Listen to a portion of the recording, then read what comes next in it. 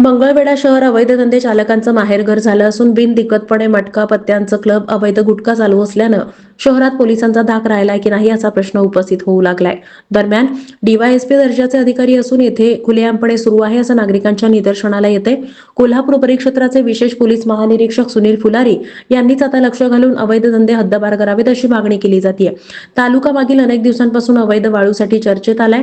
वाहनं पकडून कारवाई न करता हातमिळवणी करून पोलीस सोडून पोलीस स्टेशन आवारातून देत असल्याचं प्रत्यक्षदर्शनी नागरिकांचा आरोप आहे. वाळू वसुलीमुळे वाहनाचा पाठलाग केल्यानं वाहन पलटी एकाचा जीव जाऊनही वाळू वसुली थांबता थांबेना. पोलीस वरिष्ठांच्या आशीर्वादानं वसुली करत असल्याच्या तक्रारी मिळतात. ग्रामीण भागासह शहरांमध्ये अवैध धंद्यांनी डोकं वर काढले. कहर म्हणजे शहरामध्ये आणि ग्रामीण भागात सर्रास मटका खुलेआमपणे सुरू आहे. टपऱ्यांवर भर चौकात चिठ्ठी देऊन मटका घेत असल्यानं अवैध धंद्यांना अभय कुणाचं मिळतंय अशी चर्चा आता लोक करतात. तालुक्यामध्ये अवैध दारू विक्री, पत्त्यांचे क्लब आणि मुटका बुक्कीचं पेव फुटलंय. निवडणूक आचारसंहितेत पोलिसांना एकही दारू व्यावसायिक सापडला नसल्यानं आश्चर्य व्यक्त होते. घरातील लहान मुलांपासून मोठ्या व्यक्ती जुगार व्यसनांच्या आहारी जात आहेत.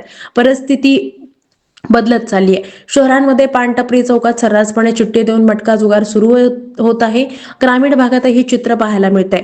प्रतिबंधित असणारा गुटखा किराणा दुकानांमध्ये उपलब्ध होतोय आणि याचं व्यसन लहान शाळकरी मुलांपर्यंत पोहोचलंय.